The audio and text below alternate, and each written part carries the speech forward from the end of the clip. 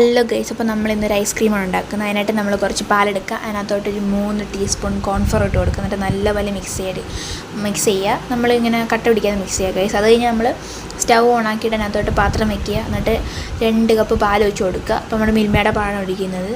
പാൽ ഒഴിച്ച് കഴിയുമ്പോഴത്തേക്കും അത് നല്ലപോലെ ചൂടാകാൻ വയ്ക്കുക ഗൈസ്. നല്ല ചൂടാണ്ട് ഇളം ചൂടായി വരുമ്പോഴത്തേക്കും അതിനകത്തോട്ട് ഒരു 1/2 കപ്പ് നമ്മുടെ പഞ്ചസാര ഇട്ട് കൊടുക്കുക. അത് കഴിഞ്ഞ് 1/2 കപ്പ് പാൽപ്പൊടി ഇട്ട് കൊടുക്കുക ഗൈസ്. എന്നിട്ട് വീണ്ടും മിക്സ് ചെയ്യുക. അത് കഴിഞ്ഞ് നമ്മൾ ഈ കലക്കി വെച്ച കോൺഫ്ലവർ കുറച്ചൊഴിക്കുക, മിക്സ് ചെയ്യുക, വീണ്ടും കുറച്ചൊഴിക്കുക, മിക്സ് ചെയ്യുക.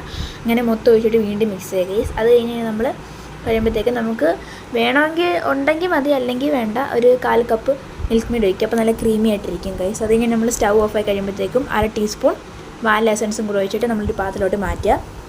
എന്നിട്ട് നമ്മൾ 4 മണിക്കൂർ ഫ്രീസ് ചെയ്യാൻ വയ്ക്കുക. അത് കഴിഞ്ഞിട്ട് നമ്മൾ അതെടുത്ത് മറ്റേ മിക്സിയുടെ ജാറിലോട്ട് എല്ലാം ഇട്ട് കൊടുക്കുക ഗൈസ്. അങ്ങനെ ഇട്ട് കൊടുത്ത് കഴിയുമ്പോഴത്തേക്കും അതൊന്ന് അടിച്ചെടുത്തുകൊണ്ട് വരിക. എന്നിട്ട് വീണ്ടും അത് ആ പാത്രം ഒഴിച്ച് ഫ്രീസ് ചെയ്യാൻ വയ്ക്കുക. അപ്പോൾ ഗൈസ് കൊതി കാരണം നല്ലപോലെ ഫ്രീസ് ചെയ്യാൻ വെച്ചില്ല, എടുത്തങ്ങ് തിന്ന് ഗൈസ്. അപ്പം അതെടുത്ത് നമ്മൾ സ്കൂപ്പ് ചെയ്ത് ബൗളിലോട്ട് ആക്കുന്നുണ്ട്.